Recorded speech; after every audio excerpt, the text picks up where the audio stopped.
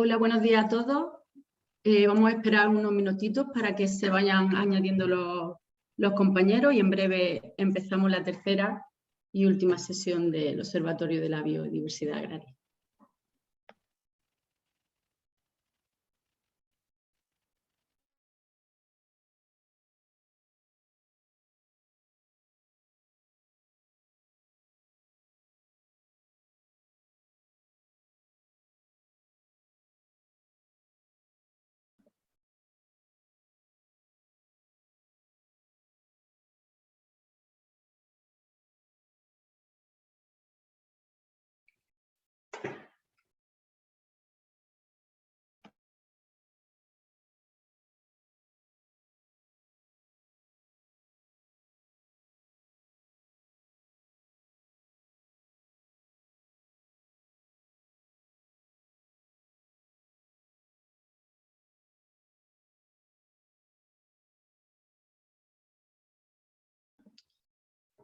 Pues nada, Guillermo, si te parece, hacemos una pequeña introducción del módulo de hoy. Hoy hablaremos, como sabéis, de polinizadores. En la primera parte estará Guillermo, que es de Fundación Global Nature, y nos explicará la parte que se ha ido haciendo del muestreo. Y luego tendremos a Ignasi, que entrará más en materia, hablando de qué podemos hacer por los polinizadores desde la ciencia ciudadana. Respecto al Zoom y a la forma en la que trabajar, nada, comentaros que vamos a grabar la sesión simplemente para difundir luego el contenido entre los compañeros que no puedan estar aquí hoy, que tenéis también la posibilidad de ver los dos anteriores en nuestra web, también os lo haremos llegar al finalizar la sesión de hoy. Y en la medida que os sea posible, para preguntas, os agradeceríamos que utilizarais la sección preguntas y respuestas que podéis ver abajo, justo al lado de donde está el micrófono, la cámara. Ahí veis preguntas y respuestas. Casi preferimos que utilicéis esa sección para vuestras preguntas y respuestas, que se pueden priorizar votando también la de los demás. Y al final de cada intervención haremos una selección para que ellos puedan ir contestando. Así que muchas gracias por estar aquí hoy y nada, Guillermo, cuando tú quieras entramos en materia. Hola, muy buenos días. Muchas gracias a todos los participantes ya en esta tercera sesión. Hoy venimos a hablar de polinizadores, que como podemos entender es una de las grandes prioridades que tenemos en el campo. Entonces, si podemos presentar, Patricia, ¿me das la opción? Empezamos con ello. ¿Se puede ver la...? ¿No puedes compartir pantalla? No.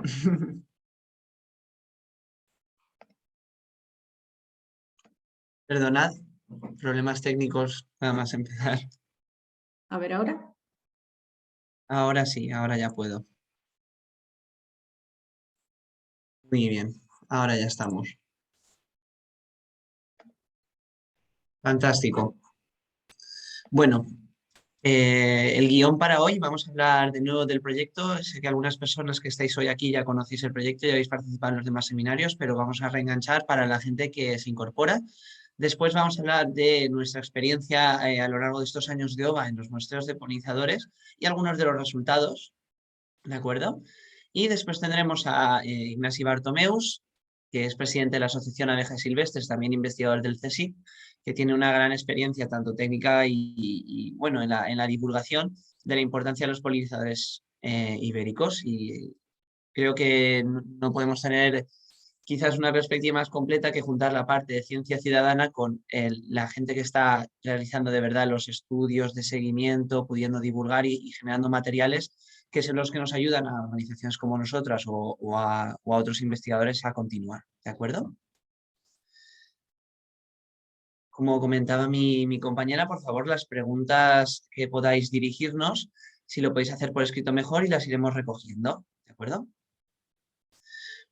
El OVA, como ya conocéis los que habéis estado en otras ocasiones, es el Observatorio de la Biodiversidad Agraria, en el que nos centramos en hacer un seguimiento de la biodiversidad que cuida del funcionamiento correcto de los agrosistemas, es decir, agricultura, ganadería, agroforestal y todo el espectro diferente que podemos encontrar.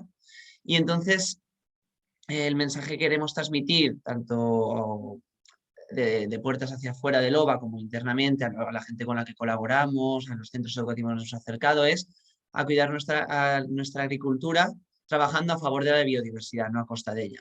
Ya sabemos por toda la evidencia científica que esto es perfectamente posible, lo sabemos por nuestra experiencia al trabajar con otras organizaciones. Existen muchos modelos a día de hoy que están incorporando la biodiversidad en sus estrategias y concretamente el mundo agrario, que representa el 50% de la superficie, es un ámbito prioritario. Es prioritario ya no solo por la superficie, sino porque sean los principales impactos a este tipo de biodiversidad que alberga, relacionadas con cambio de uso del suelo, uso de ciertas prácticas agrarias, ¿de acuerdo? Entonces, para entender qué está ocurriendo en nuestras parcelas y para poder tener ojos, entre comillas, en todos los lugares, proponemos este observatorio de ciencia ciudadana. Ciencia ciudadana porque es sencillo, nos permite masificar, nos permite hacer este monitoreo de la biodiversidad y nos permite intentar entender qué prácticas agrarias son buenas o negativas para la biodiversidad y estos servicios ecosistémicos y estos beneficios que nos aportan. Para ello, a lo largo de estos años, contamos con una red de observadores y parcelas que estamos ampliando. Por cierto, al día de hoy empieza el nuevo año OVA, ¿no? Empieza la primavera dentro de poco y haremos varios llamamientos para ver si conseguimos aumentar esta red de parcelas que tenemos, aumentar el seguimiento que podemos hacer y ver si podemos hacer algo grande entre todos. Para ello dependemos de herramientas digitales para poder centralizar la recogida de datos y evitar errores y materiales formativos y metodologías sencillas para que sea accesible a todo el mundo, que no haya limitaciones de dinero o de conocimientos, que todo el mundo, sean escolares, chavales de un instituto, un agricultor o un experto, todas puedan participar. Entonces trabajamos con bioindicadores que nos hablan de este manejo agrario y del paisaje. En la sesión anterior pudimos ahondar más en paisaje. Bueno, entendemos que es un frente en el que tenemos que seguir investigando porque entendemos que los elementos del paisaje que podemos encontrar como setos, acequias, ribazos, son muy importantes, además del manejo agrario, por supuesto, de la fertilización. Son todo ámbitos en los que nos centramos y que se han reflejado en la elección de los bioindicadores, ¿de acuerdo? Con ello queremos educar, definir estrategias locales, entender qué está pasando con la biodiversidad a pequeñas escalas y a grandes escalas también. Y poner en valor el esfuerzo del agricultor, ¿no? Por ejemplo, alguien que quisiera demostrar que va más allá de la agricultura ecológica, sin ser esto una certificación, podría. De tal manera que esto al final se convierta en políticas. Esta es nuestra declaración de intenciones, ¿de acuerdo? Este es el flujo, pues con nuestras metodologías los observadores pueden ir recolectando información sobre estos indicadores que recogemos, vuelven a ellos y entre todos los participantes trazaremos una estrategia común para la biodiversidad en su cooperativa, en sus explotaciones, en su centro de investigación. Entonces, ¿cómo alcanzamos estas intenciones? ¿Cuál es la manera? ¿Cómo son estos bioindicadores? Bueno, tienen que ser ubicuos, es decir, que se encuentren en todos los lugares y comunes, preferentemente, porque si dependemos de un bicho muy raro que vamos a ver en condiciones muy especiales, no vamos a poder tener esta sensibilidad en todas las parcelas que estemos y fácilmente reconocibles precisamente para esta accesibilidad a un usuario que igual no esté tan formado, ¿no? Tienen que ser sensibles a la simplificación e intensificación del paisaje agrícola, por ejemplo, los polinizadores de los que hablaremos hoy. Es decir, que respondan a lo que está pasando en la escala paisaje. Y también en este sentido que respondan a la pérdida de hábitats seminaturales.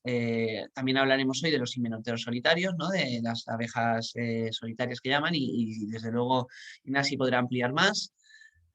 Que hablen de la pérdida de recursos básicos de alimentación, sitios de nidificación, refugios, etcétera, etcétera, y sensibles a las prácticas agrícolas, a pesticidas, a laboreo, etcétera, etcétera.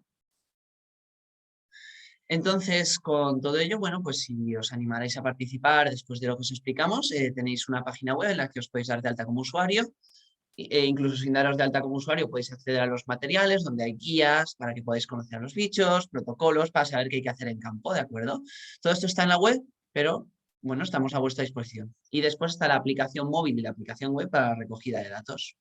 Guillermo, Bien, hoy vamos... ¿puedo interrumpirte un segundito? Dime. Aunque tampoco no estuviera previsto, pero hay un par de preguntas sobre justo lo que estás contando.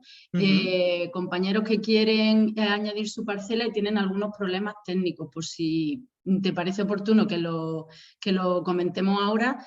Claro. Nos comenta que una persona en concreto que solo le deja seleccionar la Comunidad de Andalucía, no sé si puede ser un problema técnico, y otra persona también nos pregunta si puede añadir su parcela urbana, que está midiendo polinizadores en zona urbana y periurbana para un proyecto europeo. Respecto a lo de Andalucía, es un error al que no nos habíamos enfrentado hasta ahora y no habíamos tenido constancia de ello. Por lo tanto, no debería estar funcionando así, pero lo miramos inmediatamente que acabe este seminario. Y respecto a la parcela urbana, no debería haber problema, aunque claro, así en frío, sin conocer cómo es la parcela, normalmente nos interesa que tenga vegetación o que tenga algún cultivo. Nosotros estamos mostrando biodiversidad agraria, pero lo cierto es que las metodologías de polinizadores y de suelo, en tanto que tengas suelo, por supuesto, que no sé si es el caso, son aplicables perfectamente, ¿de acuerdo? Después nosotros con los datos, bueno, pues las juntaremos con otras parcelas urbanas que surjan, no necesariamente con las agrarias, pero perfectamente podemos trabajar ahí. ¿De acuerdo? Estupendo, gracias, Guillermo. Nada, nada. Seguimos. Bueno, entonces, hasta donde hemos llegado, pensamos que pueden haber muchos más indicadores. Estamos abiertas a sugerencias. De hecho, la gracia de este proyecto es que precisamente queremos ver qué ideas están circulando y cuáles son las mejores maneras de mostrar la biodiversidad, ¿de acuerdo? Eso sí, tenemos que respetar todo esto que hemos explicado de los bioindicadores. ¿Tienen que estar basadas en ciencia ciudadana? Bueno, no necesariamente, pero es preferible para poder ampliar el esfuerzo. Si, por ejemplo, nos llega un correo de un órgano de investigación o de personal especializado, o como pasa a veces me dice, mira, yo soy agricultor, pero también soy biólogo, ¿crees que podría hacer este tipo de muestreos? Adelante, perfectamente. ¿Cambian las metodologías en función del cultivo y clima? Sí, este es uno de los situaciones que tenemos, que estamos viendo resultados muy variables dentro de un mismo cultivo que se aleja unos kilómetros, pero al final precisamente es la influencia del clima y del paisaje. Con lo cual quiero decir que podemos intentar adaptar estas metodologías para que se adapten mejor. Por ejemplo, fechas u otros detalles, ¿de acuerdo? ¿Se puede certificar una parcela OVA? No, no es el objetivo, pero sí que pensamos que es un valor añadido a la hora de la comunicación y que un agricultor pueda demostrar que se está esforzando más allá de las obligaciones de, por ejemplo, una certificación ecológica o de otros contextos. ¿De acuerdo? Bien, pues entrando en los detalles y ya entrando en materia de polinizadores, recordemos de otras sesiones que normalmente contamos con 2 puntos de muestreo en cada parcela. Uno junto a una infraestructura ecológica, un área de interés ecológico, como puede ser un seto, un bosquete, una marisma, lo que tengáis al lado de vuestra parcela, ¿no? Y otro en el interior. Bueno, y alguien que no tuviera nada porque está en un paisaje más intensificado, bueno, pues en un margen donde hubieran unas florecillas, al menos en el margen, ¿no? Lo que pasa es que cuando hablamos de polinizadores y dado su dispersión y su rango en el que van buscando recursos, no nos sirve tanto esta escala al final. Bueno, en los resultados sí que hemos apreciado diferencias, pero tienen que ver más con las flores que pueda haber en la infraestructura ecológica y la riqueza floral que hay en ese lugar que con el paisaje, ¿de acuerdo? Y respecto a las fechas de muestreo, bueno, fijaos que estamos en febrero, que es cuando tenemos marcado que empieza la metodología de himenópteros solitarios. Ahora mismo yo por la ventana estoy oyendo ya cantar los pajaritos, están los polinizadores y los diferentes insectos ya entrando en actividad, ¿de acuerdo? En las zonas más frías quizás es un poco pronto, podríamos pensar en marzo, pero ahora es el momento de instalar los nidos de abejas solitarias de los que hablaremos a continuación, ¿no? Entonces, igual que hace poco ha sido el año nuevo chino, es el año del tigre, pues nosotros tenemos el año nuevo OVA, que es el año de la abeja solitaria, el año de los polinizadores, que empezamos ya. Entonces, os animamos de nuevo si tenéis interés en el OVA, es quizás el mejor momento en empezar, ¿de acuerdo?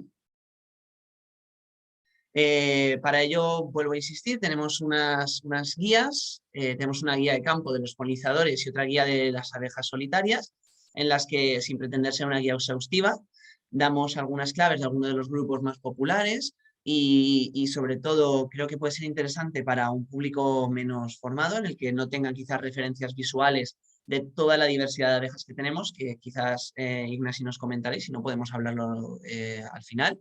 Tenemos una guía de mejores prácticas para llegar a la acción, es decir, una vez estamos concienciados, una vez sabemos qué polinizadores tenemos y cómo se comportan, qué podemos hacer, y por supuesto unos protocolos donde se da una descripción detallada de los pasos a seguir para que todo el mundo que participe hagamos la misma metodología y tengan sentido esos datos que recogemos. ¿Por qué los polinizadores? ¿Por qué nos preocupamos tanto? Bueno, quizás a mucha de la gente que estamos aquí ya no le suene, pero se han emitido alertas por parte de numerosos organismos científicos, internacionales, nacionales. Tenemos una estrategia de polinizadores en España, tenemos diferentes objetivos ambientales en varias estrategias. Y bueno, Europa mismo nos está comentando que 1/3 de las poblaciones de abejas y de mariposas están en declive y que un 20% de las especies de abejas son endémicas, es decir, no solo existe la abeja de la miel, ni los abejorros, ni las avispas, tenemos otros muchos polinizadores que se encuentran en una situación de peligro.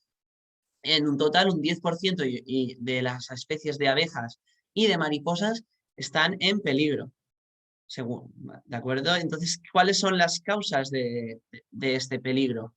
Los cambios de usos del suelo, la contaminación ambiental, el cambio climático, por ejemplo, el cambio climático tanto a nivel temperaturas, precipitaciones, como fenología de las plantas. Os contaba que fuera tengo ya los polinizadores, pues fuera tengo ya los almendros en flor plena y es pronto para la zona donde estoy. Esto creo que lo habremos podido constatar todo el mundo y eso también confunde a los polinizadores, ¿no?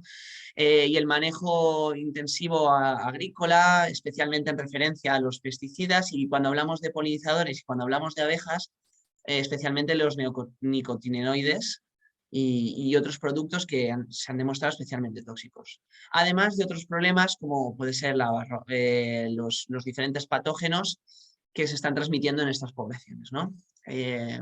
A la derecha podéis ver una gráfica de la tendencia en los últimos, bueno, esto llega hasta 2015, hasta 2017, desde 1900 hasta 2017, ¿qué está ocurriendo con las mariposas en Europa, ¿no? Ante esta tendencia, bueno, dicho de una manera más pragmática, ¿qué significa esto para los agricultores? ¿Qué significa esto para nosotros como consumidores, que, en fin, cuya producción de alimentos depende de estos servicios ecosistémicos que presta la polinización? Un 70% de las plantas cultivadas, hasta el 80% del total de las plantas, dependen de la polinización por parte de insectos.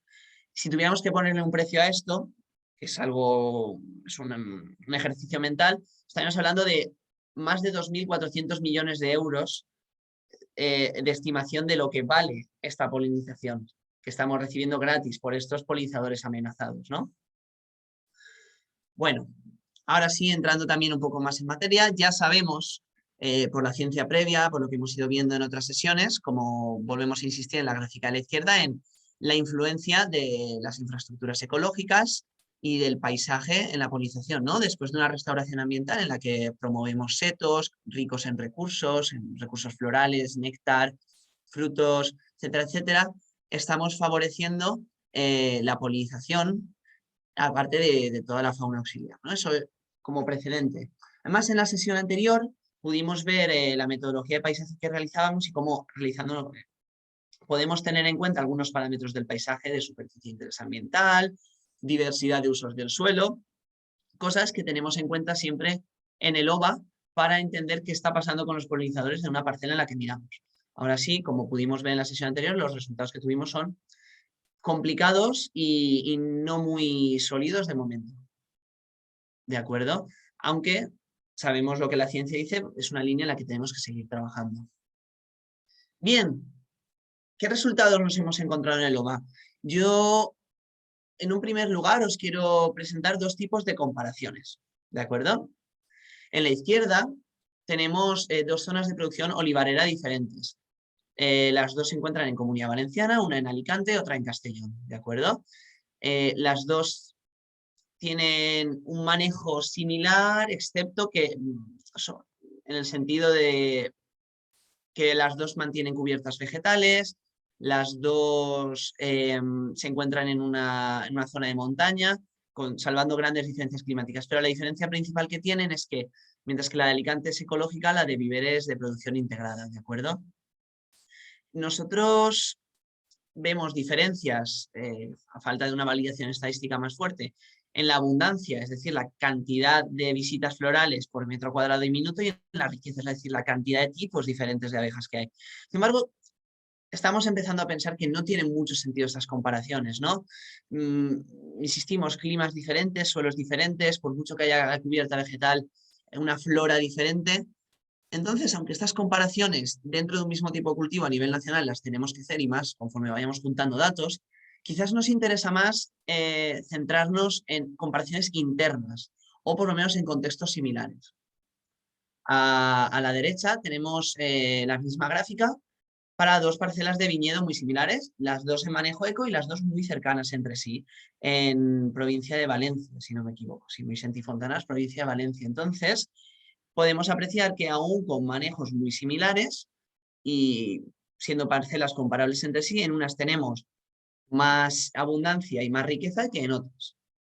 Y es entonces donde podemos empezarnos a hacer preguntas de qué diferencias en el manejo tenemos. ¿Es culpa del manejo que tengamos diferencias en polinizadores? ¿Tendrá que ver con las infraestructuras ecológicas que tenemos o tendrá que ver con el paisaje?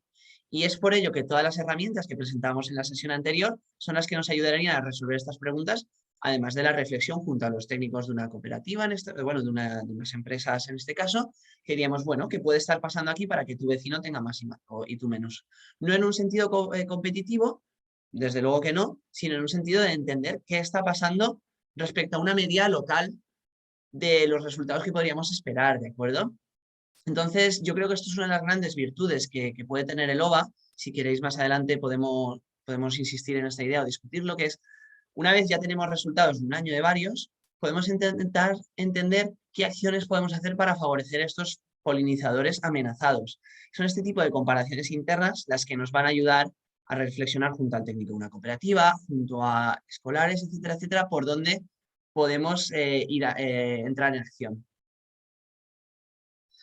Vale, volviendo a las parcelas de olivos que teníamos en Alicante, ahora sí, bueno, aquí se ha colado alguna de almendros también, pero como están rodeadas de olivos, más o menos las he querido considerar similares. Tenemos un mismo manejo en una misma zona y encontramos diferencias entre parcelas. Por ejemplo, vemos una parcela cuya abundancia, la primera gráfica, la de la izquierda, es de abundancia, la de la derecha de riqueza. Vemos que en abundancia hay una de las parcelas que despunta. ¿Pero dónde despunta? Despunta no en el cultivo, que son las barras azules, sino en las barras naranjas, que son las áreas de interés ecológico. Pues es posible que esa parcela tenga un área de interés ecológico o un seto o lo que sea, mucho más desarrollada y mucho más interesante. Entonces es ahí donde tenemos que fijarnos para poder replicar esto en otras parcelas y mejorar estos resultados de cara a la conservación y de cara a esa polinización que le interesaría para los almendros que tiene este agricultor alrededor, ¿no? No para el olivo, claro. Y bueno, también podemos encontrar estas diferencias en riqueza que pueden ser más difíciles de interpretar, pero al final estos son pistas para estas comparaciones internas para guiar nuestra estrategia de preservación de biodiversidad. Hoy hablamos de polinizadores, podríamos hablar de suelo, de paisaje como otros días. También es interesante, siguiendo con comparaciones internas, en estas mismas parcelas de aceite, en aceite Rontonar, son los productores en Benifallim, en Alicante, ¿no?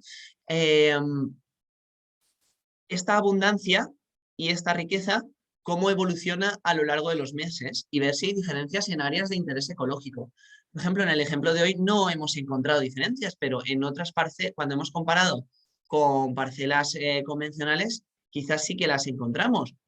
Entonces sería interesante quizás convencer a algún agricultor convencional de la zona, decirle, oye, vamos a ver qué ocurre en tu parcela para poder tener unas estimaciones locales de Benifallim y poder saber si cada año estamos por encima o por debajo de una media y poder asesorar, no nosotros necesariamente, sino que se asesoren ellos mismos a partir de los resultados que nosotros les entregamos, aunque nosotros encantados de ayudar con ello, para ver cómo mejorar este servicio ecosistémico de polinización.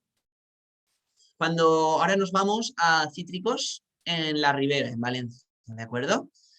Entonces, cuando comparamos esta misma dinámica temporal, ¿no? De los meses de junio, julio, agosto, septiembre, vemos que sí que hay diferencias entre cultivos ecológicos y convencionales, que es precisamente la especulación de la que estamos hablando antes, ¿no? De comparar una convencional con una ecológica. Y lo mismo ocurre con la riqueza. Bueno, este tipo de casos tienen quizás un interés más científico, pero también tienen el interés de que estos agricultores ecológicos puedan entender si están haciendo algo bien con su manejo, o también para que estos agricultores convencionales puedan tomar decisiones de si les interesa tener más polinizadores y qué prácticas deberían adoptar. Un comentario más antes de entrar en estas gráficas. Sí que sería interesante una vez, y esto es un pequeño sueño mío, de aquí a unos años quizás, si tuviéramos suficientes datos de pequeñas zonas locales donde tuviéramos muestreos, sí que podríamos aconsejar a nivel municipal, a nivel subregional, y que diferentes organizaciones de agricultores de mayor tamaño pudieran aprovechar estos datos para sus estrategias, ¿no? Partiendo de pequeñas parcelas, esto es escalable, que es el interés que tiene la ciencia ciudadana. Bien, ahora hablamos de las abejas solitarias. Más adelante tengo una diapositiva, podemos comentar cómo son estos nidos, pero al final son muy sencillos. Es un poste en el que colocamos un tubo grande en el que colocamos un número predeterminado de cañas. Nosotros lo hacemos con 32, a veces cabe una más, una menos. Cañas que tienen que estar selladas por detrás para que ellas aniden. No sé quizás si después Ignasi querrá comentar más sobre esto, pero si no lo comentamos nosotros. Se tapan y se tapan con un tejadito para que no les moleste la lluvia y sobre todo el sol, para que esté bien regulada su temperatura, y les dejamos en un lugar de semisombra con orientación sureste. Después veremos una foto.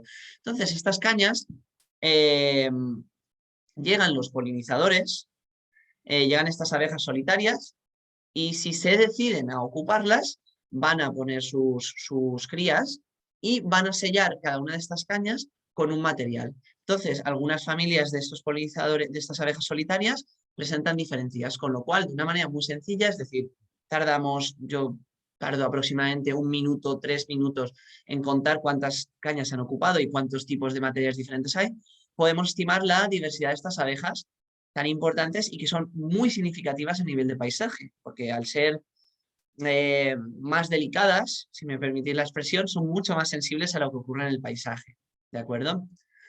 Por cierto, os pido disculpas porque quizás no hemos explicado con suficiente profundidad de qué polinizadores nos referimos en las gráficas actuales y cuando hablamos de riqueza. Nosotros en el OVA nos centramos en abejas, mariposas, escarabajos y moscas, ¿de acuerdo? Quizás el grupo que más nos llame la atención a todos sean las abejas y las mariposas, y por supuesto la abeja de la miel y el abejorro nos vendrán a la cabeza a todo el mundo, pero hay una mucho mayor diversidad.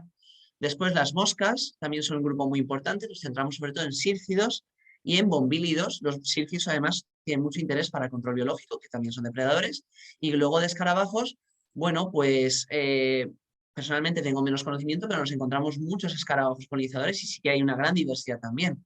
Entonces, estos 4 grupos son los que nos permiten después, y viendo los tipos diferentes de escarabajos, de moscas, de abejas polinizadoras que nos encontramos, es como sacamos esta riqueza. ¿Y cómo sabemos al final si son polinizadoras? Bueno, muy sencillo, cuando vemos que están libando e interactuando con la flor. Por eso hablamos de visitas florales por minuto.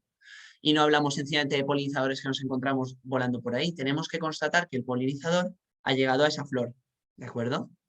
No he querido hablar mucho en profundidad de las metodologías porque ya están descritas en los protocolos, pero si tenéis interés podemos hablar de ello.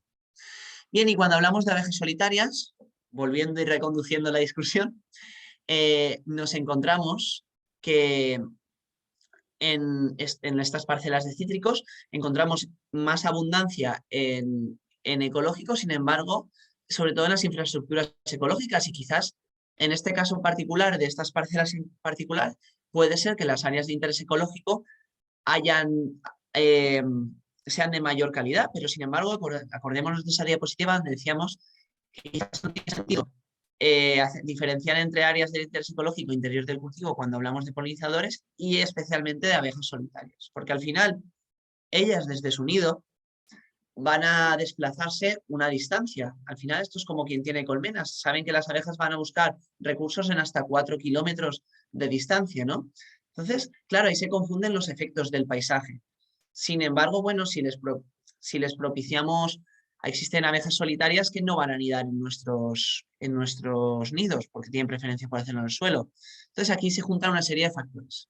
En definitiva, y a falta de mayor confirmación estadística, sí que parece que hay más abundancia y riqueza de abejas solitarias en las parcelas que hemos encontrado ecológicas, ¿de acuerdo? Después recupero esta gráfica de la semana pasada, donde los resultados personalmente no me parecen muy convincentes, pero es un interés que tenemos. La pregunta es si existe una relación entre cantidad de abejas solitarias y la cobertura vegetal que tenemos dentro de la parcela, las cubiertas vegetales en este caso estamos hablando. Esto lo hemos hecho para estas mismas parcelas de cítricos que hablábamos antes.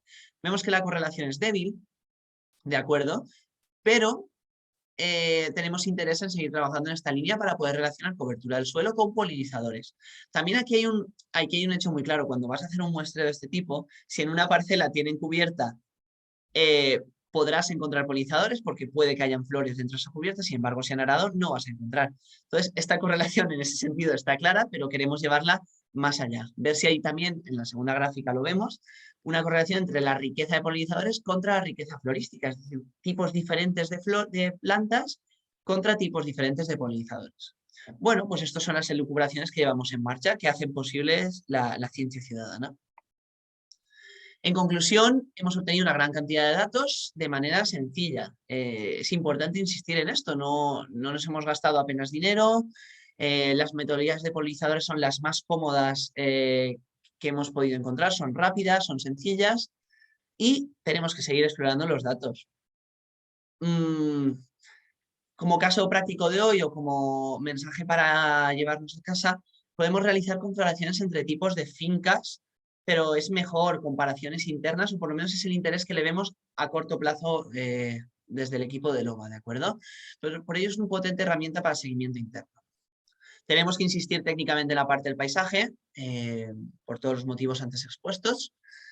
Y bueno, estas son discusiones que hemos tenido con Ignasi también y tenemos que relacionar mejor el protocolo de polinizadores con la flora para entender cómo puede estar influyendo el número de flores o el número de colores, ¿de acuerdo? Esto es un desarrollo técnico que tenemos que hacer por nuestra parte. Y bueno, buscamos colaboración y nuevos retos. Empieza la primavera, los polinizadores están esperando a que les pongamos casitas, a que les pongamos nidos. Y personalmente yo considero muy entretenido salir al campo y ponerme a ver todos los tipos de cosas diferentes que encuentro, que a veces puede ser más complicado porque son animales que se mueven rápido, algunos de ellos, pero nos puede sorprender incluso en fincas de las que llamaríamos muy químicas, entre comillas. Hay momentos en que hay explosiones de, por ejemplo, de sílfidos, de estas moscas que son polinizadores y depredadoras, y puede ser muy interesante constatar su presencia. Ya, incluso si no participarais en el OVA, los nidos personalmente los considero muy divertidos y dan resultados sin apenas esfuerzo. O sea que os invito a realizar a poner un nido, ¿de acuerdo? Un nido como estos que tenemos. Esto lo tenemos en las parcelas de viñedo que os mencionaba antes. Es un poste de madera, le hemos puesto arriba una placa de contrachapado. Esto está a 1 metro de altura. Quizás la placa de contrachapado no funcione demasiado bien. Estamos buscando alternativas. Si conocéis, si tenéis alguna sugerencia, nos encantaría saberlo. Esas son las cañas que están selladas por el otro lado. Y entonces estos cuando lo instalamos, vendrán los polinizadores, las abejas solitarias irán colonizándolos. Veis que es muy sencillo y poco más que deciros. Muchas gracias y damos paso a preguntas y a Ignasi. De momento, Guillermo, gracias por la explicación. Solo hay una pregunta. No sé si mientras contestamos a esta alguien se animará a dejarnos alguna duda más y vuelve a ser sobre cómo participar en el OVA. ¿Vale? En este caso, Augusto nos pregunta, buenos días, yo participo en una huerta agrícola social, en la que el objetivo es, además de producir, informar sobre la agricultura ecológica. ¿Es posible su inclusión en el OVA? ¿Quiere confirmación?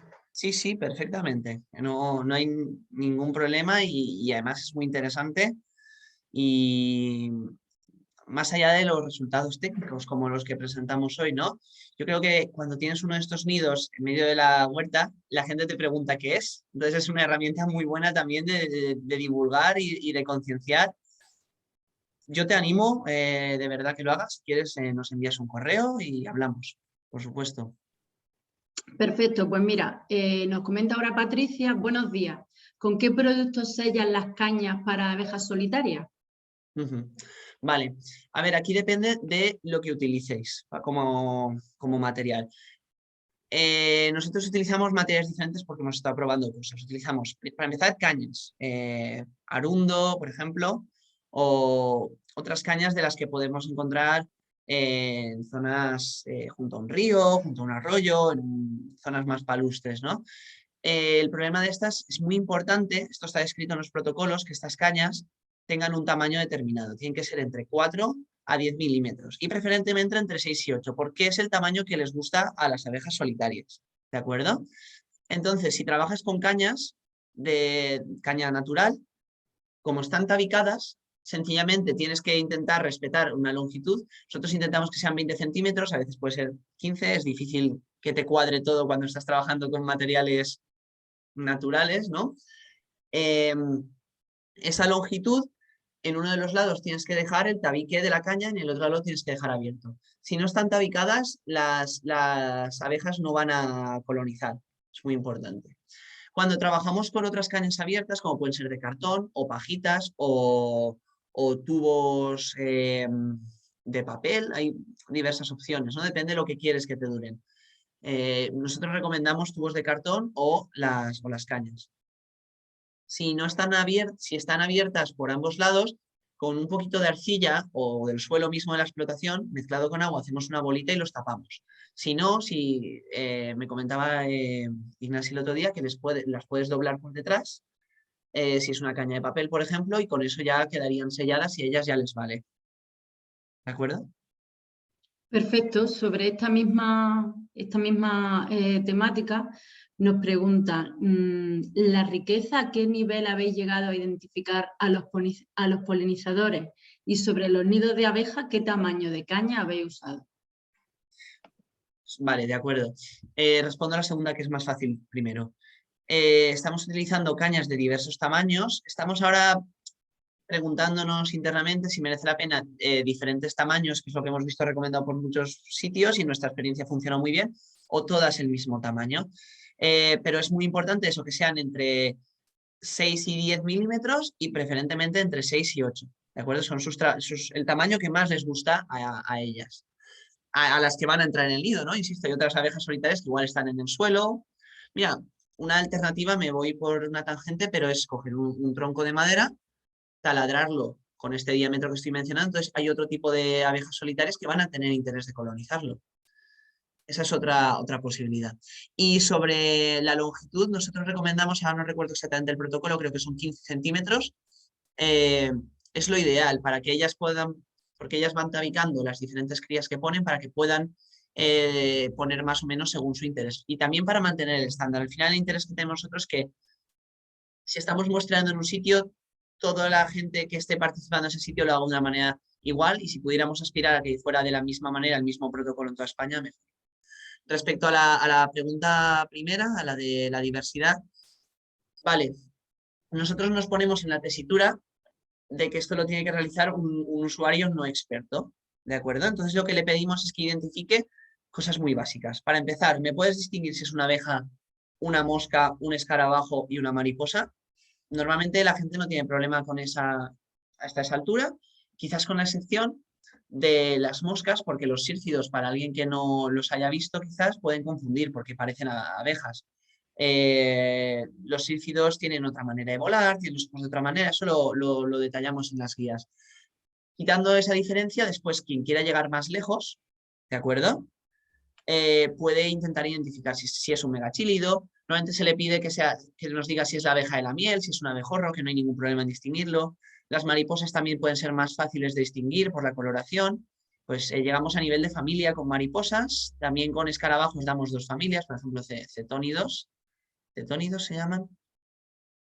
Que me corrija el experto ahora mismo. Cetoninos, su familia. También y con abejas llegamos también a diferentes familias. Nosotros no pretendemos que el usuario, un usuario amateur, pueda llegar a este nivel. Pero como con todas las cosas en el OVA, como hemos visto con los inventarios o con las trampas de suelo, al final lo que nos interesa es que nos distinga tipos diferentes. Es decir, yo no sé si esta abeja es la especie tararitarará o la otra, pero si es de un color diferente, tenemos la abeja 1. A continuación vemos otra con otras características, esta es la abeja 2. ¿Vale? Otro muy buen criterio puede ser el tamaño para distinguir. Aunque a veces es difícil, ¿eh? A veces tiene truco porque vuelan rápido. Comentaba otra persona, creo que mientras hablaba, si podías repetir el grosor de las cañas, por dejar este tema un poco completo y entramos en otra pregunta que se ha ido animando la gente. Sí, está, bueno, insisto, están los protocolos que podéis descargaros de la página web, pero es entre 4 y 10 milímetros, ¿de acuerdo? Y preferentemente entre 6 y 8. Perfecto. Pues también nos pregunta Laura Núñez, ¿los nidos se ponen en el área de interés especial, ecológico, perdona, en los cultivos? ¿Cuántos en cada zona? Estamos poniendo uno en cada uno, ¿de acuerdo? Nos interesa al menos tener 2 repeticiones por parcela para poder conseguir datos que estadísticamente sean un poco más jugosos, pero estamos planteándonos ignorar las áreas de interés ecológico y o sea, al final tener 2. Nos da igual dónde los pongas en tu parcela, quizás uno más en el borde para constatar el efecto borde.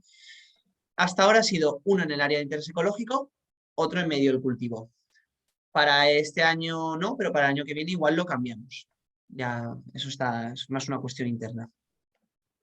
Vale, pues continuamos. De todas formas, Guillermo, si alguna de las preguntas crees que nuestro experto Ignasi va a ahondar en ellas, las podemos dejar para cuando él haga su exposición. En cualquier caso, nos dice ahora Cristina: hola, tenemos una finca en Extremadura. 3/5 partes las estamos cultivando, frutales, bayas, verduras, en ecológico 100%. El resto, las 2/5 partes, es un robledal, que estamos dejando tal cual. Nos encantaría participar en el OVA. Tenemos que contar todo como una finca o como 2, teniendo en cuenta la diferencia de tipo cultivo, bosque. Vale, sí, es una pregunta además que he recibido frecuentemente. No me ha quedado clara la superficie. Estoy leyendo la pregunta, Vale, casi mejor. pero es un factor. De todas maneras, en el caso de que tuviéramos una parcela muy grande, bueno, nos pasa muchas veces con cereales o explotaciones de este tipo, recomendamos que te vayas a uno de los laditos, ¿de acuerdo? De manera que vayas a poner con una... Ahora, el hecho es que tenemos un documento en el que damos cuenta de este tipo de circunstancia y no recuerdo las cifras ahora mismo, pero con un alejamiento máximo, cuya cifra no recuerdo ahora mismo, intentar acercarte para que al menos uno de los nidos caiga cerca de la infraestructura ecológica y el otro en el interior de cultivo, ¿de acuerdo? Si queréis, escribidme un correo y lo resolvemos perfectamente o hablamos por teléfono, como queráis. He dejado en el chat, de hecho, tu mail, así que animado a escribir a Guillermo directamente. Ángel Velasco nos dice: hola, buenos días. ¿Qué tal utilizar en viñedo, por ejemplo, los tensores de la espaldera para poner esta estructura y en zonas con arbolado, cruces de ramas? Sobre la espaldera no lo sé, no lo hemos probado aún.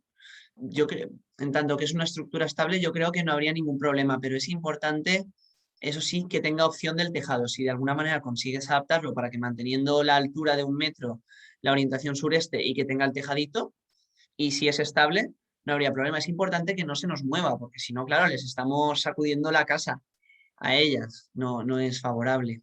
Y sobre árboles sí que he visto que, por ejemplo, en gente en Alemania que se dedica a esto, muchas veces los cuelga de árboles también.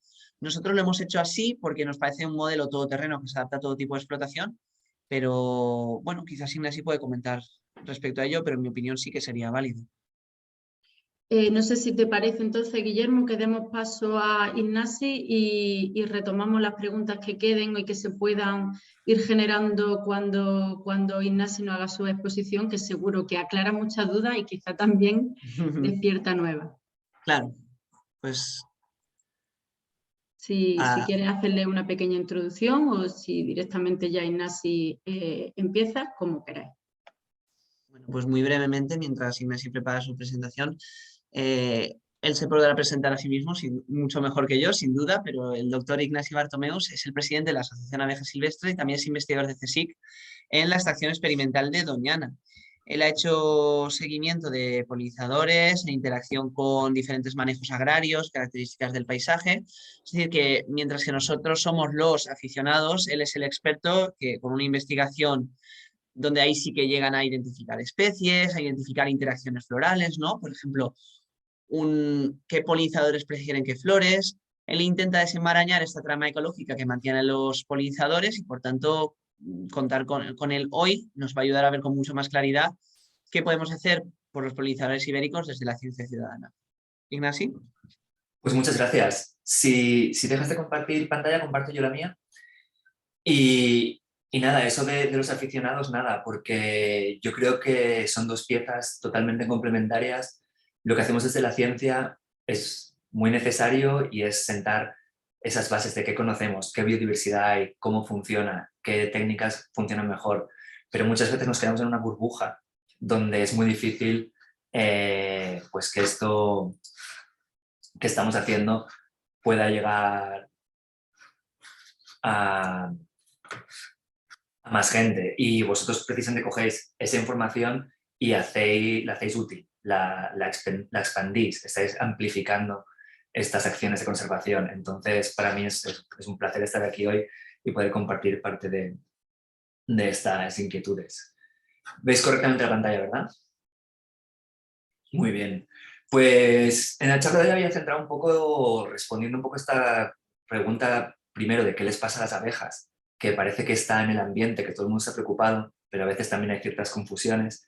Y en esta parte tengo más el sombrero de investigador del CSIC, que es lo que hemos estado trabajando en los últimos años, y luego me centraré más en un poco esta inquietud personal también de, bueno, está muy bien esto que estamos descubriendo, pero ¿y ahora cómo lo llevamos a la práctica? Y es un poco esta inquietud la que nos llevó a crear esta asociación de abejas silvestres.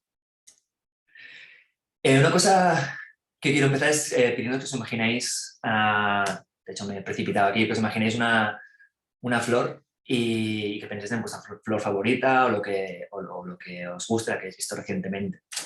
Y seguramente cada uno de nosotros que estamos aquí conectados tendremos en la cabeza una flor diferente. Conocemos mucha diversidad de flores y somos conscientes de que hay mucha diversidad.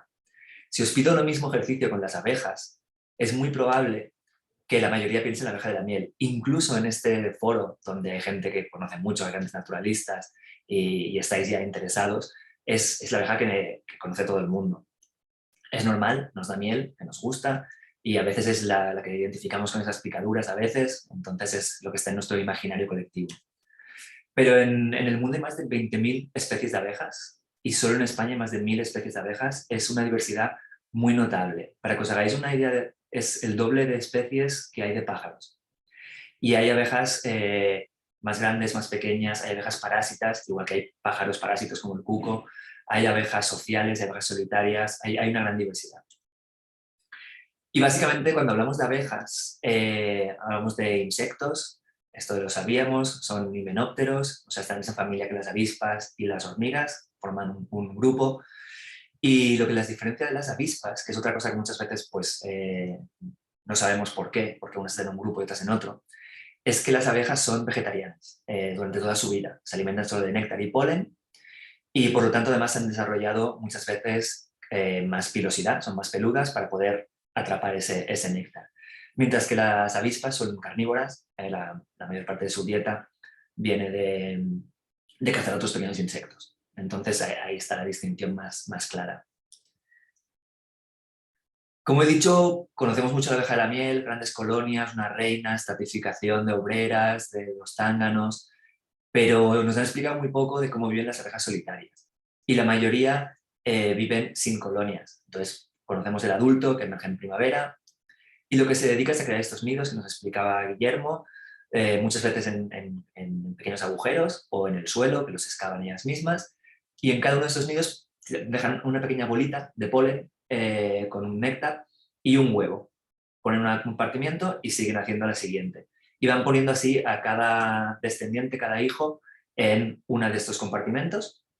Y durante el verano el huevo sale una pequeña larva que se va comiendo todo ese alimento y está protegida de los peligros del exterior. Y durante el invierno entra en diapausa, significa que para, como una hibernación, y espera a que salgan las temperaturas de primavera, donde salen y lo primero que hacen es aparearse y ya empezar el ciclo otra vez. Los machos, como podéis ver, hacen muy poquito aquí, se aparean y ya desaparecen, y las hembras son los que llevan la gran carga del ciclo de vida de las abejas.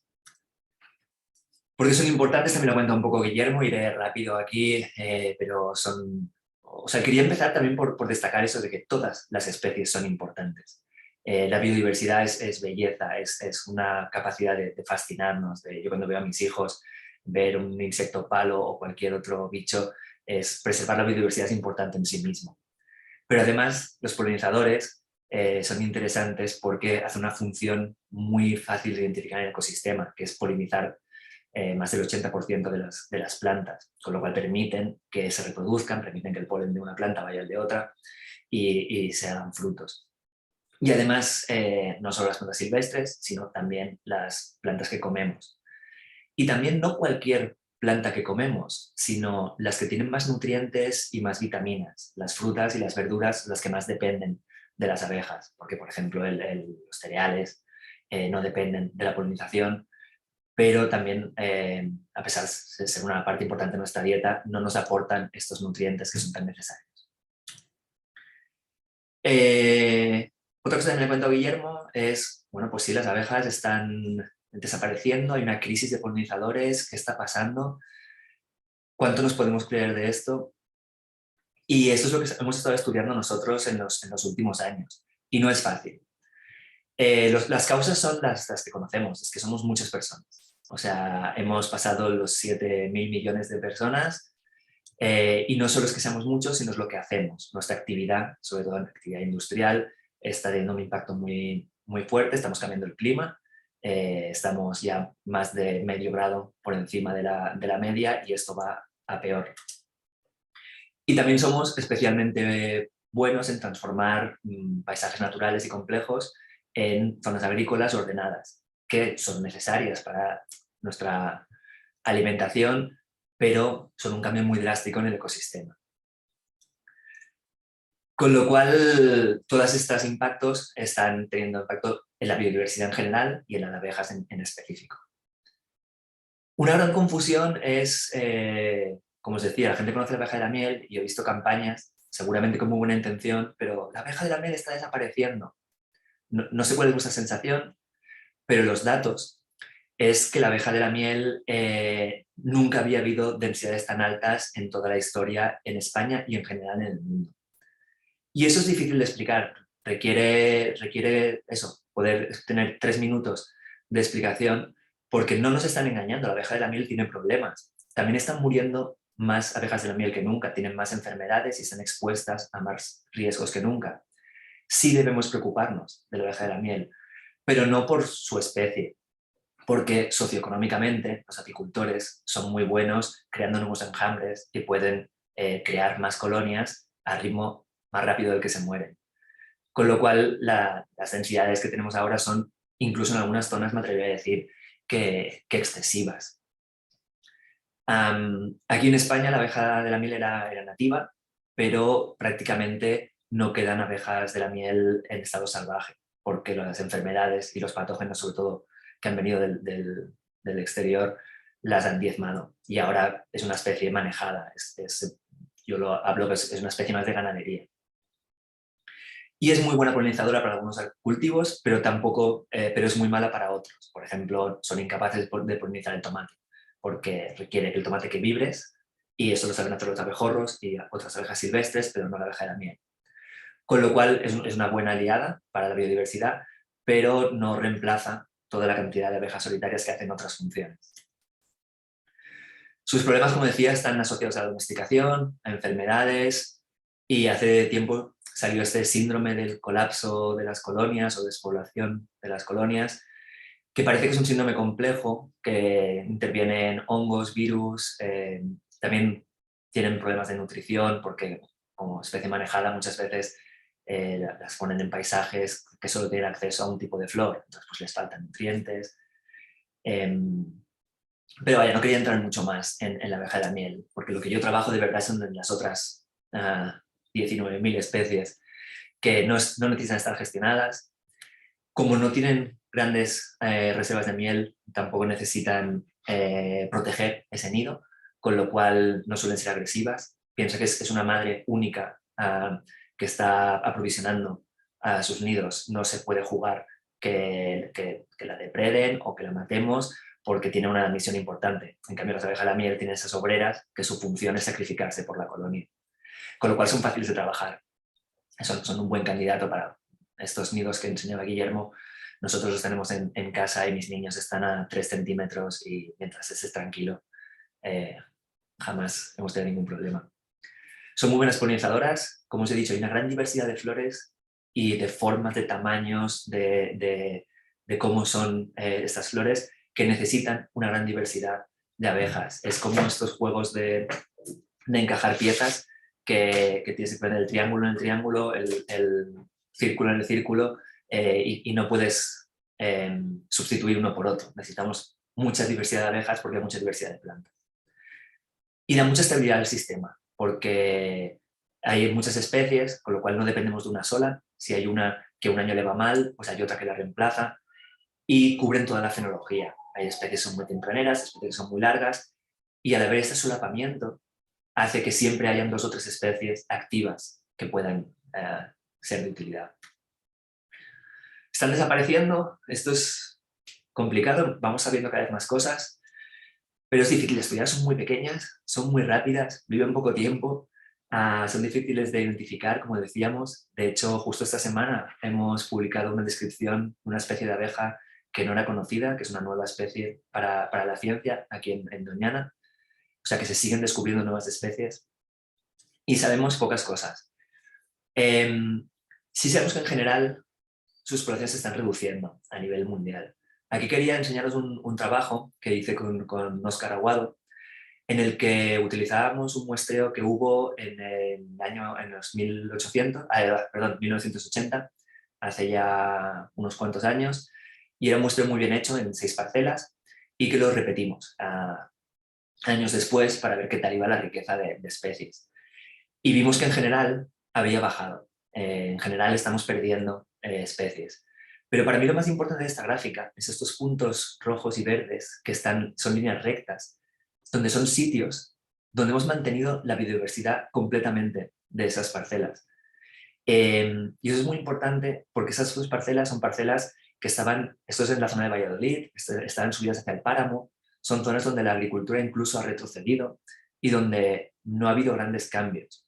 Entonces yo creo que esto es muy representativo de muchas zonas de España donde siguen estando bien conservadas, siguen manteniendo lindes y donde hay una buena salud de especies de abejas.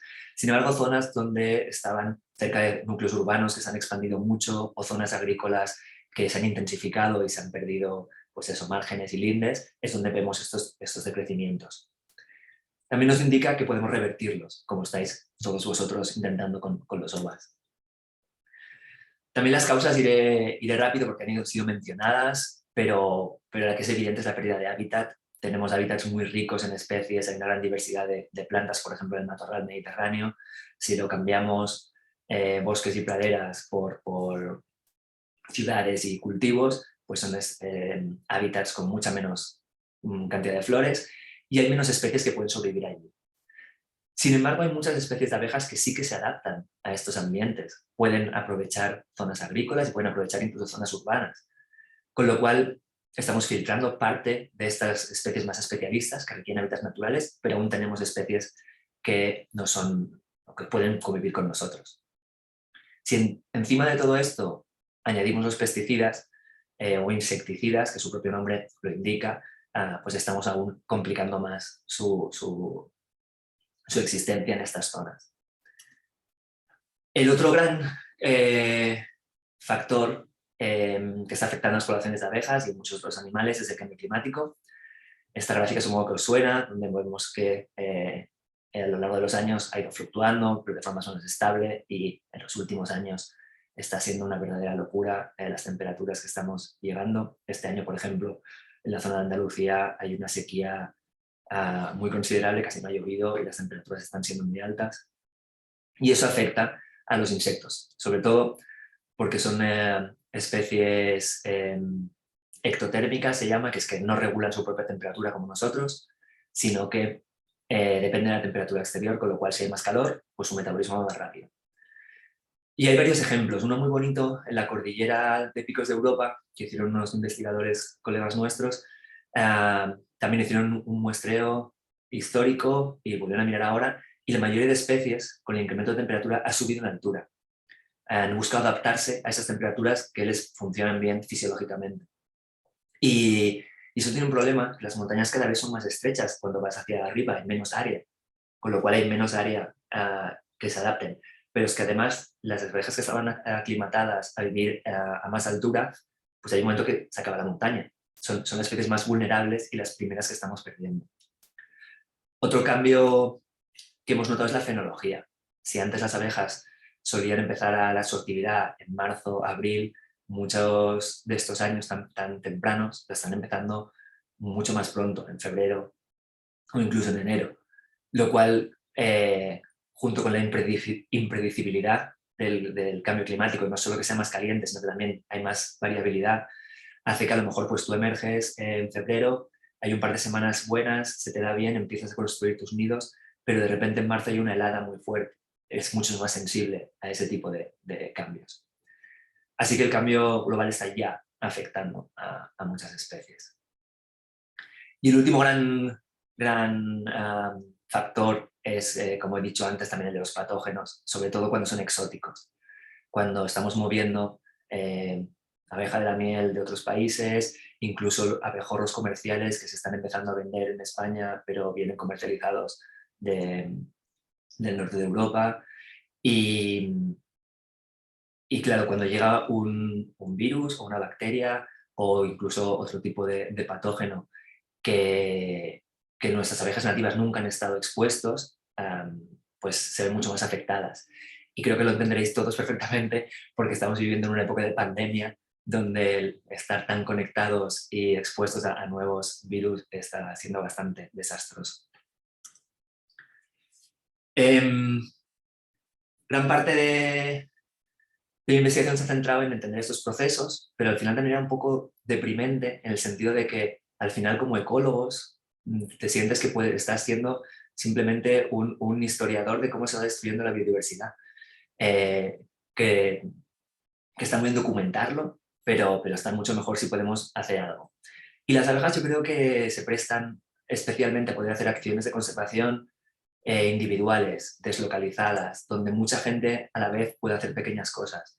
Porque conservar el lince, por ejemplo, en Doñana, requiere de conservar grandes espacios naturales, es una gestión prácticamente que se hace a nivel de gestión pública y requiere una coordinación importante. Pero muchas de estas especies tienen poblaciones muy pequeñas que viven en media hectárea, en pequeños rodales, y que eso, hacer una mejora de nuestro paisaje puede tener un impacto directo. Y de ahí nació un poco la idea de hacer esta asociación de abejas silvestres, donde hemos estado trabajando desde hace 3 o 4 años, no más, y que estamos muy contentos de haber encontrado a la Fundación Global Nature que tiene ideas similares y poder colaborar con ellos. A ver si en el futuro vamos teniendo alguna estrategia así coordinada. Pero lo primero que hicimos fue un poco centrarnos en la divulgación. Pues se sabe poco de abejas, se sabe poco de la diversidad y si consultas nuestra página web, pues tenemos alguna guía pequeña de pues, las principales familias, cómo identificar las principales familias y acercarse a este mundo. También tenemos publicado con Tundra una guía de campo de abejas de España, donde explicamos 100 de las especies más comunes. Sigue siendo un porcentaje pequeño de la diversidad que tenemos, pero es para ir acercándonos a estas especies comunes.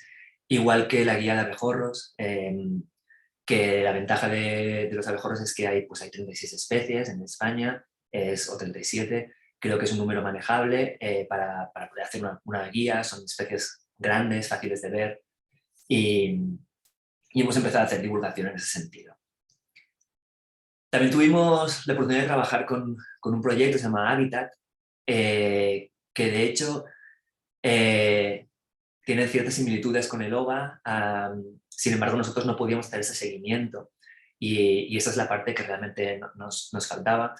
Pero trabajamos dando charlas de divulgación también a agricultores y potenciar un poco lo que serían los setos, y también aquí podéis ver que proporcionábamos especies de plantas para plantar setos funcionales y nidos de abejas, también con una misión, como decíamos, más divulgativa de pues, poder ver a las abejas en acción.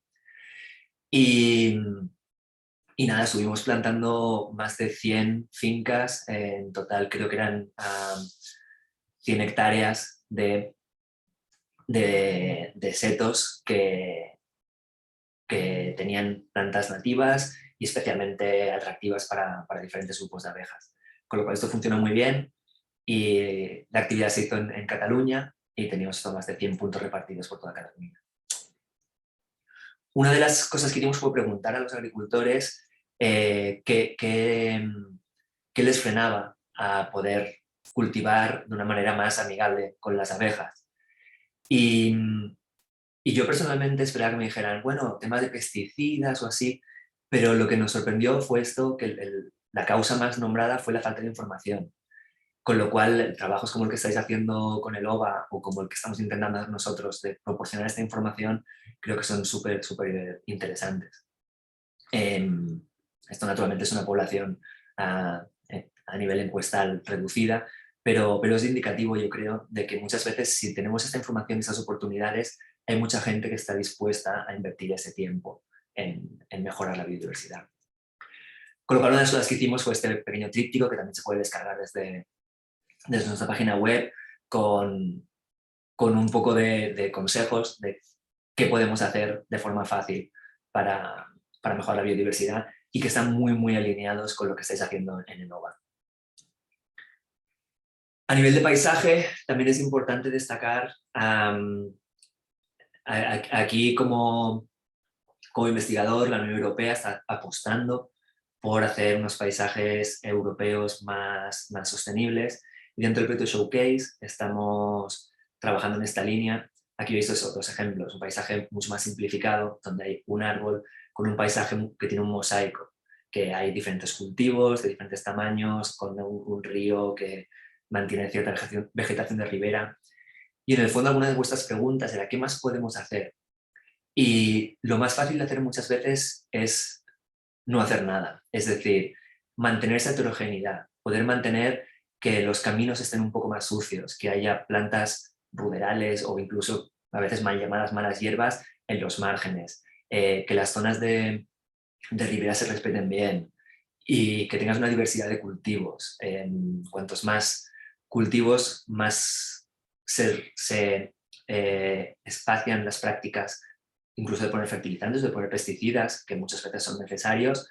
Es muy diferente si puedes, en la mitad de la finca tienes un cultivo de colza que tratas a principio de primavera, pero luego tienes en la otra finca un cultivo de girasol que se trata mucho más tarde en la temporada. Ahí mantiene esta heterogeneidad que las especies pueden ir buscando sus refugios. Y también hay alguna pregunta sobre bandas florales. Yo creo que las bandas florales, tal como se venden, son especialmente útiles en el norte de Europa, donde hay mucha precipitación, llueve y se adapta muy bien a este tipo de pradera. Yo creo que en zonas mediterráneas, especialmente en zonas de costa y que son más duras, aquí hemos de ir pensando más en zonas de setos que se adaptan mucho más, ya que las zonas florales muchas veces tienen más problemas de implantación, básicamente. Quizá en el norte de España tiene más lógica este tipo de prácticas, con lo cual hemos de copiar de lo que hacen otros países, pero también saber adaptar y no hacer prácticas que no siempre son las más oportunas para nuestras zonas. Y por último, que quería comentar era unir un poco todos estos procesos de la falta de información, estas ganas de hacer más conservación, el OVA que estáis lanzando. Y yo creo que los agricultores están acostumbrados a medir muchas cosas. O sea, los agricultores tienen una gran capacidad de entender y monitorear su granja, porque dependen de ello. saben perfectamente y controlan las plagas y tienen señales de alarma temprana para poder aplicar tratamientos. La fertilidad del suelo, están acostumbrados a pensar en a elegir la variedad que más se adapta. Sin embargo, con los polinizadores, agronómicamente hablando, siempre se ha ido un poco a la zaga, no se ha prestado mucha atención y se ha asumido muchas veces que, bueno, pues la polinización natural o a veces complementando con alguna colonia de abeja de la miel era suficiente. Y en este sentido estamos trabajando dentro del proyecto Showcase para poder dar herramientas a los agricultores para saber cómo están de polinización.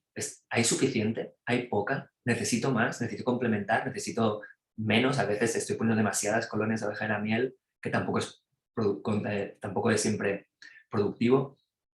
Y en ese sentido, una de las cosas que estamos trabajando en este tipo de modelos, donde podemos ver cómo la contribución a la polinización en el eje de las X depende de la tasa de visitas, ¿no? O sea, cuantas más visitas por flor tengas, más polen llega y hace cuajado de semilla. También hay muchas especies que tienen una parte de autofertilización. Por ejemplo, la colza, aunque no tenga ningún polinizador, hace fruto. Lo que pasa es que suele hacer pues, entre un 40 y un 50% menos del cuajado de frutos que haría con polinizadores. Por lo cual podemos unir toda esta información. Tenemos esta S de aquí, que es pues, la producción sin polinizadores. Sabemos cómo incrementa con la tasa de visitas. E incluso sabemos que si la tasa de visitas es demasiado grande, pues puede incluso bajar un poco la producción porque dañan las flores o otros procesos de competencia por polen que hacen que sea un coste extra para las plantas.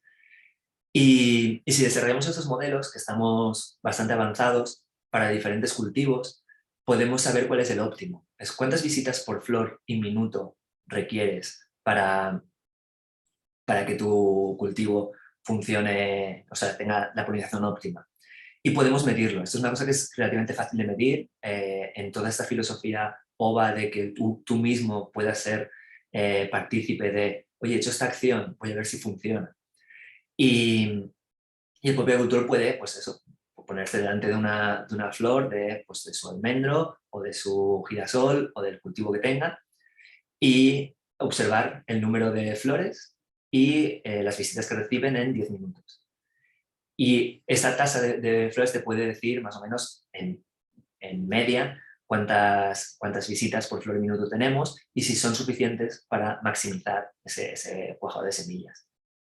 Así que todo eso es una cosa que vamos a ir trabajando en los siguientes meses y de cara al 2023 también vamos a lanzar un proyectillo de ciencia ciudadana en este sentido y aún estamos muy abiertos a todo el proceso. Entonces, seguro que hay oportunidades de encontrar sinergias.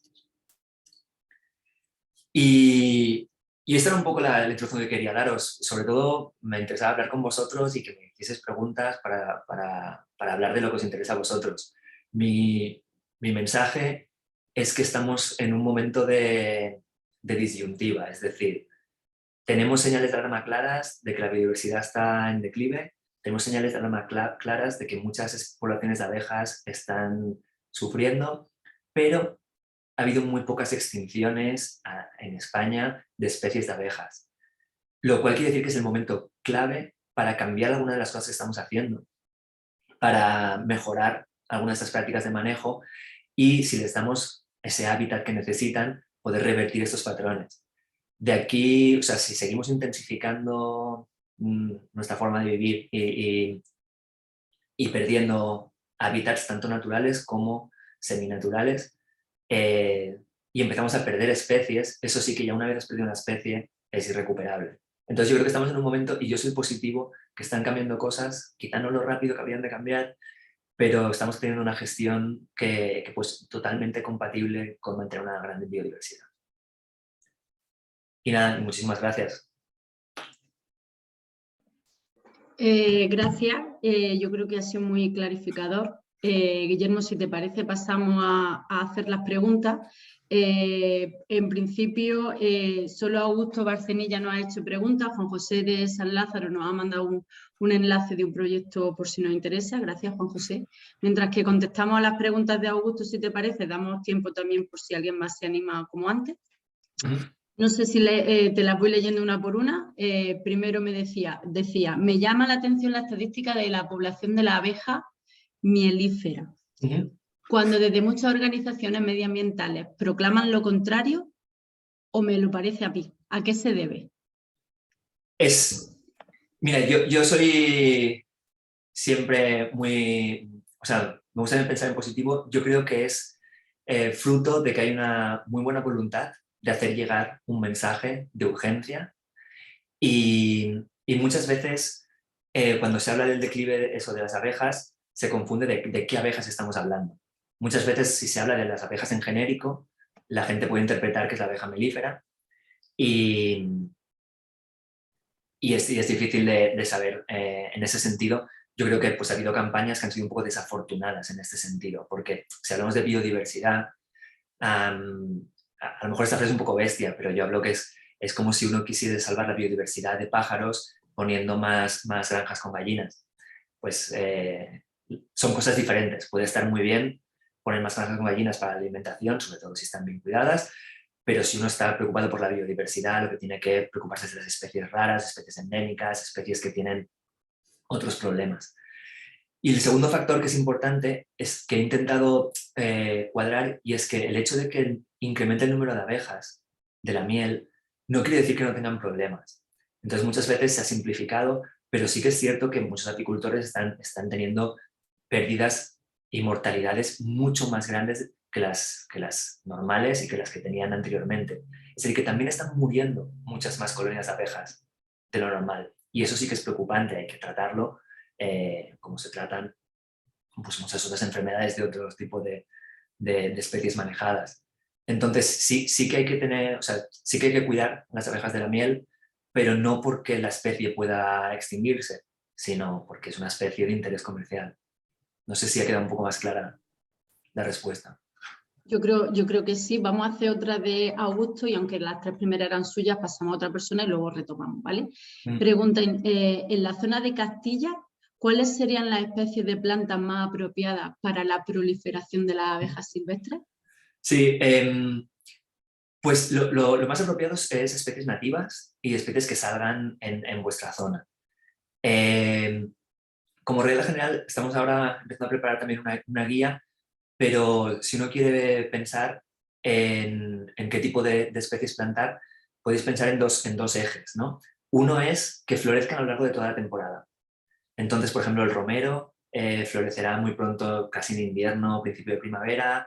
Luego vienen, por ejemplo, las lavandas. Y luego también pensar en alguna especie más tardía que mantenga esa cantidad de recursos en todo el tiempo. Y el otro eje sería una diversidad de tipos de flores, pues que hayan flores desde muy abiertas, muy simples, como pueden ser las compuestas, los dientes de león, yo qué sé, que son muy accesibles, a flores más cerradas, como puede ser la del romero, que dé un poco de variabilidad. Y sobre todo, yo creo que hay tantas especies de plantas nativas que más que darte una receta de unas especies en concreto, juega con lo que te gusta y con la variabilidad. Pero cuanta más diversidad, mejor. Y eso, en general, sí que como recomendación las aromáticas pues suelen ser muy ricas en néctar y muy atractivas a las abejas. Esta pregunta brevemente. Básicamente lo que ha dicho Ignasi de especies nativas, ¿no?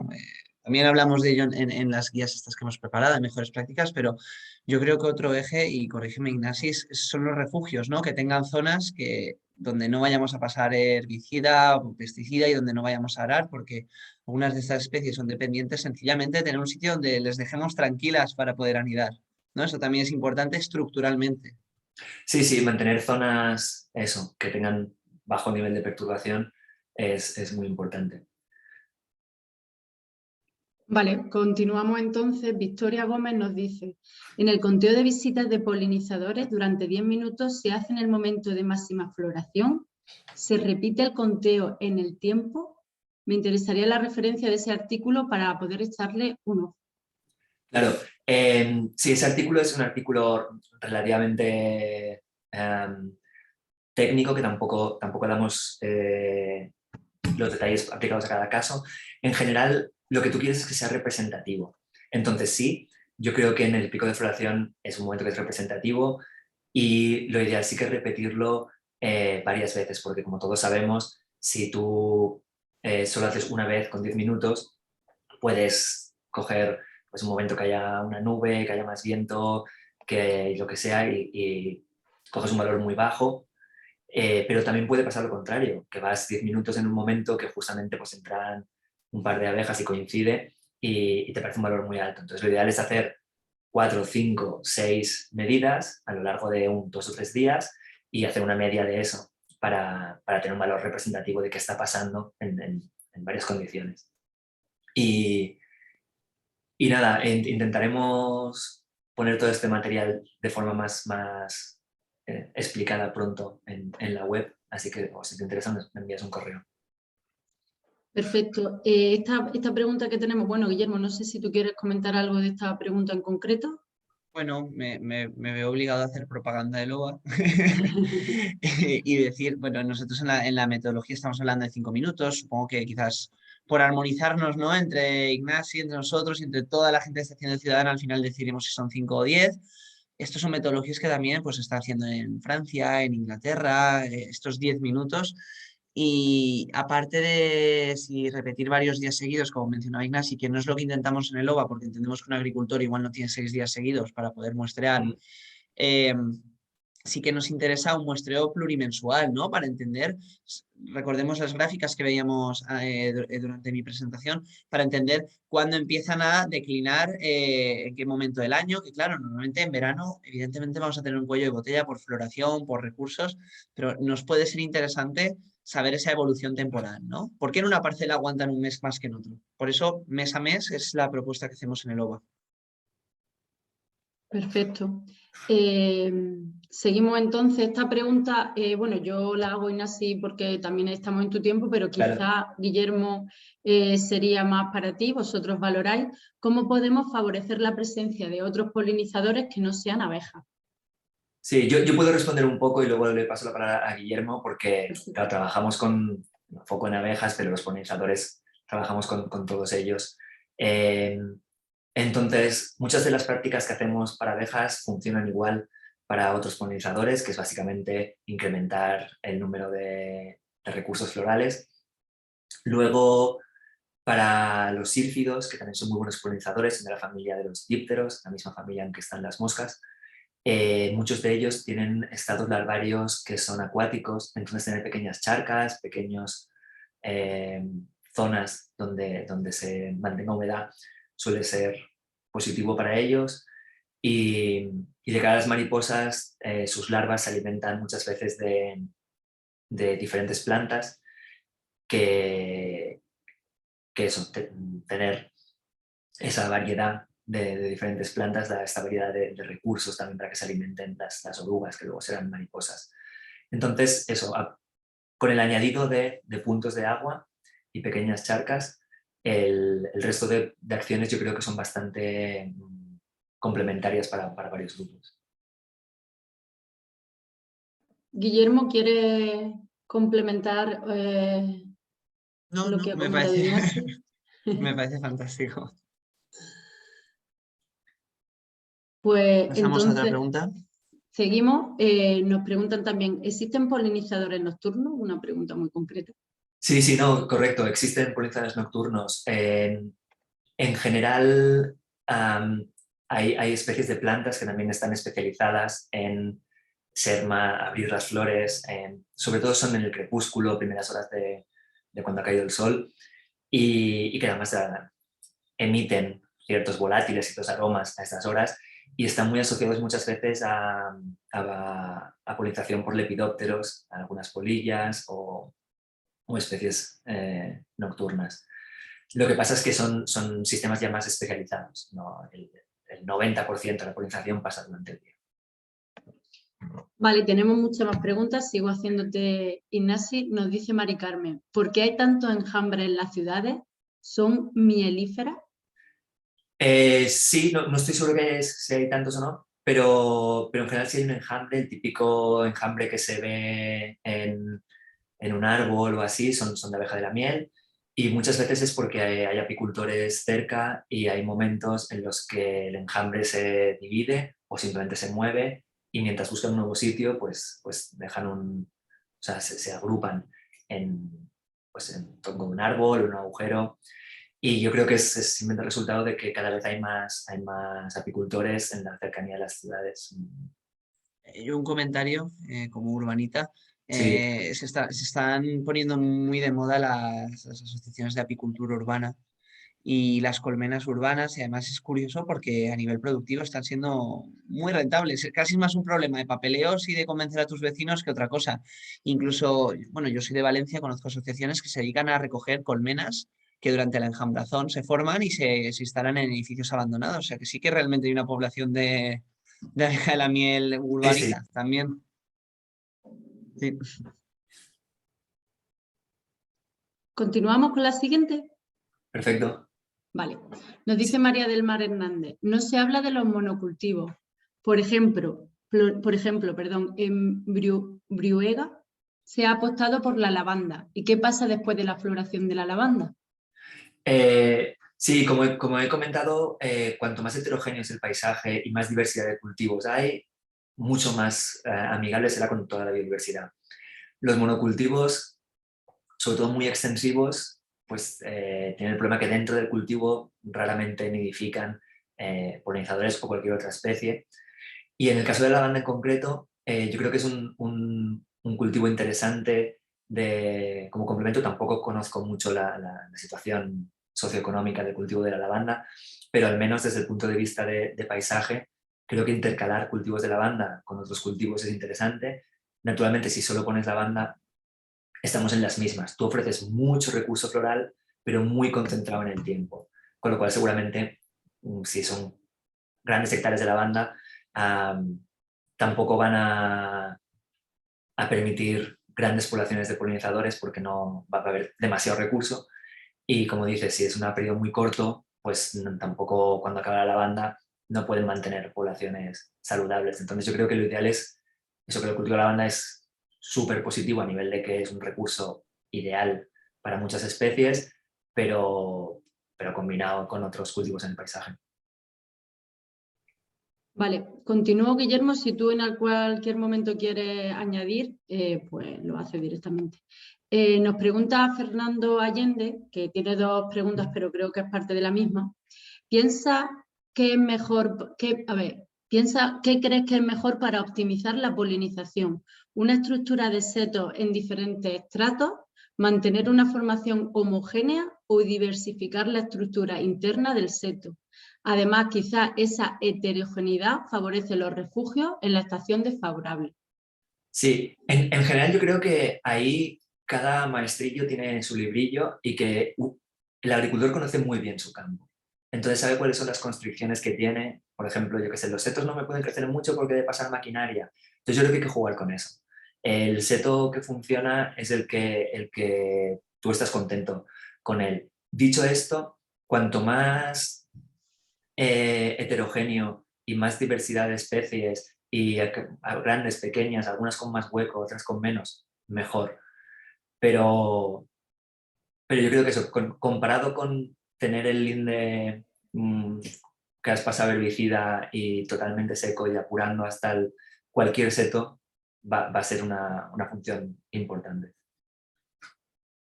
Yo me uno aquí. Ya que pones un seto, no pensemos solo en polinizadores, ¿no? Porque al final es un efecto para toda la fauna útil. Entonces, en Fundación Global Nature, cuando muchas veces nos toca hacer proyectos también de plantación de setos y tal, tenemos así unos criterios muy sencillos, que es al menos especies de 4 familias diferentes botánicas, que alguna de ellas tenga fruto, que sea perenne, si se puede, alguna de ellas y otras caducifolias, ¿no? Que también esté mezclado, pero al menos alguna que sea perenne, que mezcle en estrato arbustivo y arbóreo y y sobre todo que sean nativas, ¿de acuerdo? Entonces a nosotros el seto que nos gusta, que por supuesto es el agricultor quien tiene la última palabra, es un seto irregular donde esté mezclado el estrato arbóreo, arbustivo, herbáceo. Hay libros muy buenos, puedo comentároslo por correo a quien quiera, y además bastante antiguos, uno de la Junta de Andalucía, si no me equivoco, que te aconseja cómo hacer setos francamente interesantes, porque está todo, setos de ribera junto a un río, setos cortavientos, setos y muchos tipos de setos, al final depende del objetivo y del esfuerzo que le queramos dedicar. Luego, por ejemplo, a veces hablando con ganaderos en Asturias, Galicia, Cantabria, dicen, bueno, yo no me voy a gastar un duro porque a mí es que me salen solos los árboles y los arbustos, al fin y al cabo. Entonces apostamos por eso, naturalidad, heterogeneidad y también bastante importante, y esto es más fácil, bueno, esto en el contexto mediterráneo es muy fácil, pinchos. Árboles que tengan pinchos para que puedan ser refugio de pequeñas especies también. Bueno, y ya puestos a pedir que tengan un doble aprovechamiento. Si puedes aprovechar algún fruto, pues por ejemplo, un gran ejemplo es el ginjol, que no me sale en castellano, el azufaifo, que tiene la manzanita esta que es comestible, que además de ser muy interesante para la biodiversidad, pues nos lo podemos comer nosotros, ¿no? Hay muchos ejemplos así. Genial. Nos quedan aún unas cuantas preguntas. Yo continúo, mientras que no estéis muy cansados. Entonces nos dicen, ¿es probable que los nidos para polinizadores sean ocupados por avispas? Sí, hay algunas avispas que también le gustan este tipo de cavidades. No son la típica avispa que crea el panal de papel y que a lo mejor es más molesta en verano, que se acerca a un plato de carne o a una bebida, sino que son otras especies de avispas. La probabilidad que ocurra no lo sé, pero no es infrecuente.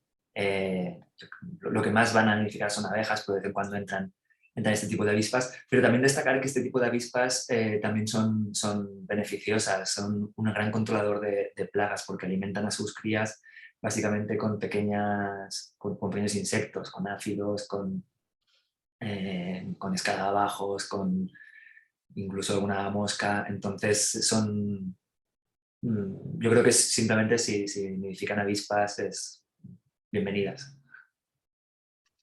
Vamos a retomar, si te parece, Ignasi, la pregunta que habíamos dejado de Augusto al principio, que dice, ¿las abejas solitarias proliferan más en cultivo o en monte mediterráneo de Quercus? En general siempre hay más diversidad y heterogeneidad en un monte mediterráneo y es donde vas a encontrar más diversidad de especies. Entonces yo creo que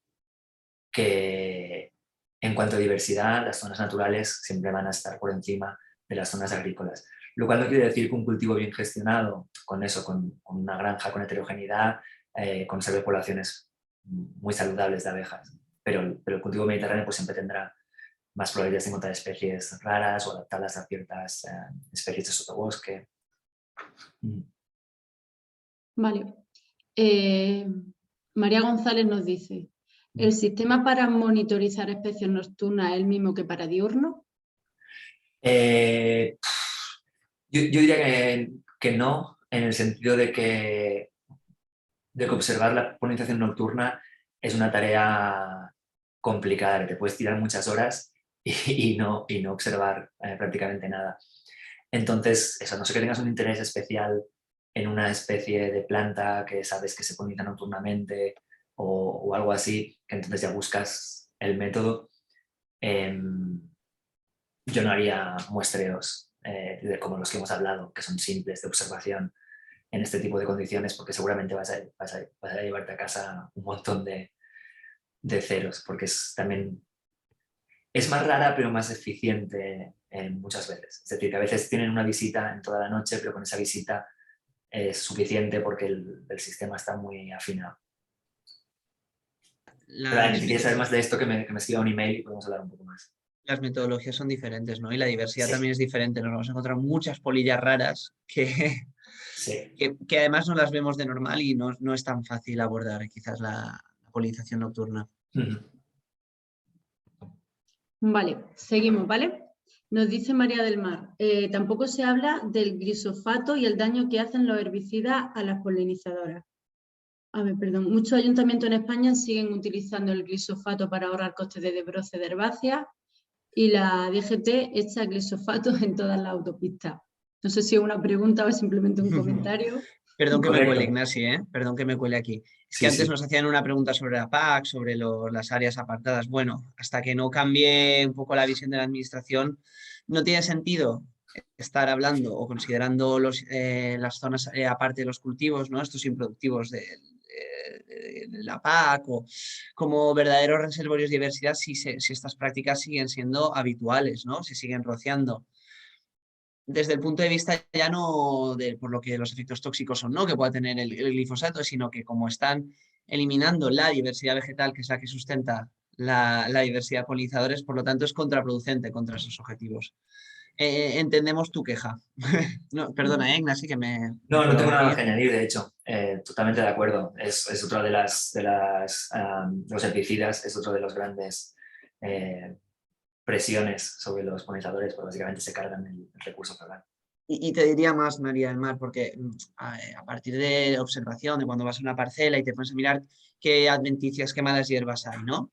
Eh, entre que muchos suelos están contaminados por nitratos, vemos que proliferan muchas plantas nitrófilas, que muchas veces no son tan interesantes para los polinizadores como otras flores. Bueno, ahí Ignasi sabrá más, ¿no? Pero, por ejemplo, tantos amarantos, tantas conizas, yo esto lo constato sin ser del CSIC, sin ciencia de fondo, porque veo que las abejas y los polinizadores les gustan menos estas plantas nitrófilas de las que estamos hablando, las visitan menos y tienen flores menos ricas para ellas, ¿no? Con menos recursos. Entonces, también por el cambio climático, por especies invasoras y esto, los herbicidas al final lo que favorecen son que se resiembren estas plantas más resistentes a ellas, por lo tanto, entre nitratos, entre cambio climático y entre herbicidas, muchas veces esta vegetación de los márgenes o del interior del cultivo es muy pobre y muy poco interesante para los polinizadores y para la fauna del suelo, me atrevería también a decir.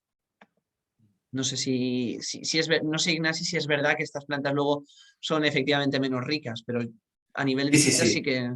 Sí, correcto. Cuando tú incrementas la deposición de nitrógeno, sobre todo, estás creando un tipo de planta mucho más, caso que vemos con la mala hierba, de crecimiento rápido y muchas veces tienen flores poco atractivas. Entonces, y sobre todo mucho más homogéneo. Cuando está nitrificado acabas teniendo menos diversidad de plantas.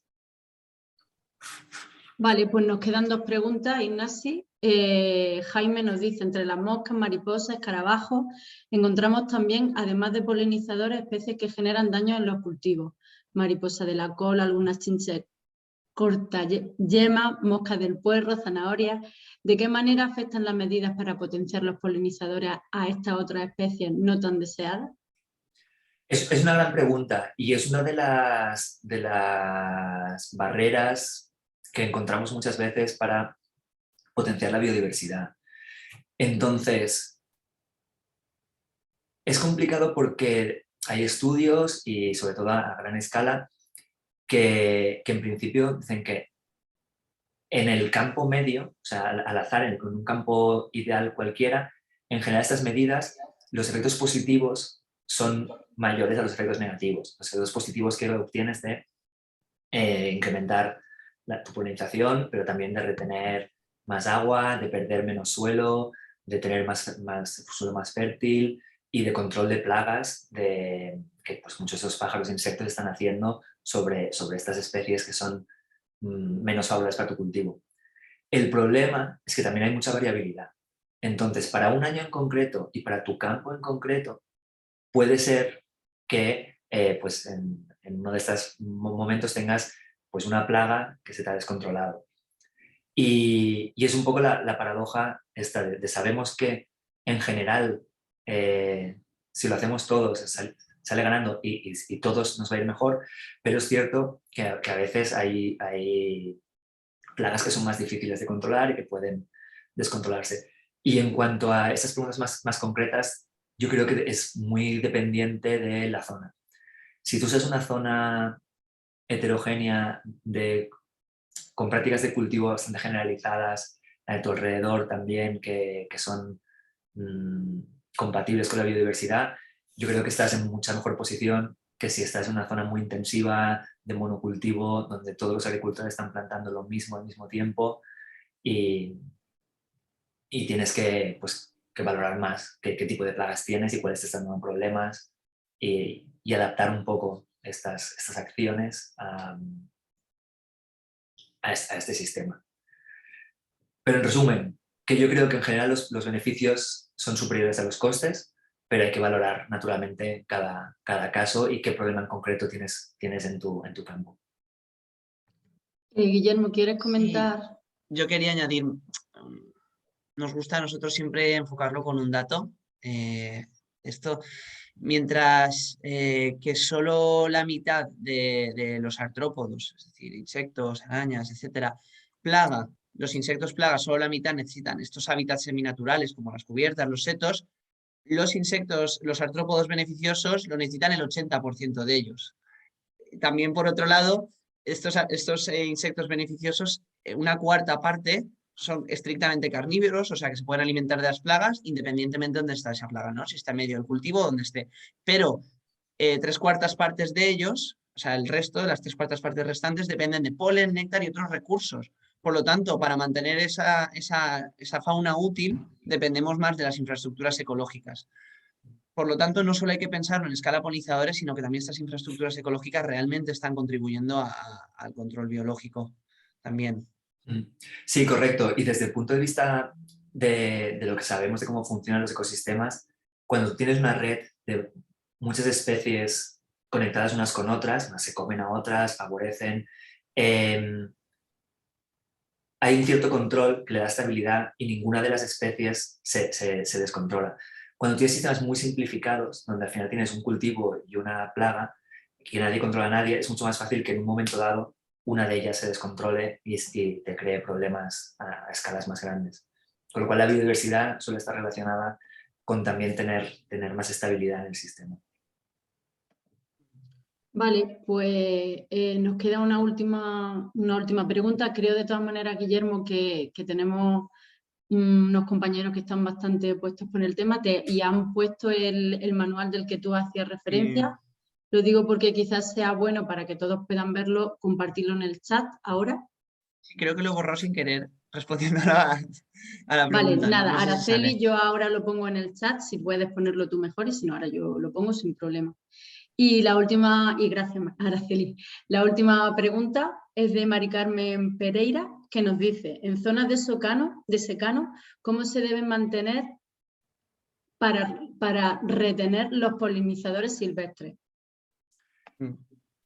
Sí, yo creo que, como he estado diciendo, creo que el agricultor es el que mejor conoce el terreno. Entonces, con estas pequeñas guías, las decisiones se han de tomar en el campo. Entonces, por ejemplo, que mi campo está lindando con una zona de, yo qué sé, que hay una balsa y que me queda una zona que el tractor no entra, que se encuña, aprovecha esa zona y convierte en una zona de setos, aunque sea un triángulo mal colocado. Que no, que lo que tengo es que lindo con un camino que además me es de difícil acceso, aprovecha y hace un linde de setos. Allí, estoy hablando de setos porque en zonas de secano imagino que pues, si hay poca irrigación van a aguantar mucho mejor que no que si intentas poner una banda floral que si hay poca lluvia va a agostarse muy rápido. Creo que hay que aprovechar sobre todo estas zonas menos productivas. No pongas una banda de setos en la zona más productiva de tu campo. Nadie está sugiriendo esto. Entonces, muchas veces tenemos zonas, además vosotros lo conocéis, hace un poco de pendiente y en esa zona se me inunda, a mitad de años es poco productiva porque años sí, años no se me inunda, o está fatal de nutrientes. Yo noto que lo que cultivo allí tira la mitad, que pues aprovechar estas zonas para crear este tipo de refugios. Y yo creo que con esta estrategia se pierde mucho menos producción, rendimiento, porque estás usando zonas que ya son poco rentables y el beneficio lo tienes igual, porque como decía Guillermo, todos estos animales son móviles, van a una vez a lo mejor se refugian allí, aprovechan ese tipo de recursos, pero luego se van a mover por el resto del campo. Bueno, todos estos aspectos los abordamos en las guías, ¿no? Pero también no perder de vista otras posibilidades. Normalmente el secano no será siempre posible, pero como lo mencionaba Ignasi, quizás las charcas pueden ser interesantes. No olvidemos que los insectos también beben agua, entonces los puntos de agua temporales pueden ser fundamentales para esta diversidad. Y por otro lado, no olvidemos que por la PAC tenemos obligación de tener, a partir de cierta superficie, un área destinada a cultivos improductivos. Entonces, ese área por la que nos obligan, que estamos obligados a tener, que no cultivamos, creo que es un 5%, es la ocasión perfecta para establecer tu infraestructura ecológica, porque ya se complementa perfectamente con esas estrategias que estamos hablando. Vale. Creo que no hay más preguntas, ¿no? Creo que hemos acabado con las preguntas, así que nada, si queréis hacer algún pequeño resumen de cierre, estaríamos... Bueno, pues yo agradezco mucho a Ignasi que haya participado. No sé si también tienes algunas palabras de cierre tú. No, también palabras de agradecimiento y eso, que creo que la labor que estés haciendo es súper importante porque creo que eso, a nivel científico lo que hemos de hacer y lo que funciona empieza a estar bastante claro.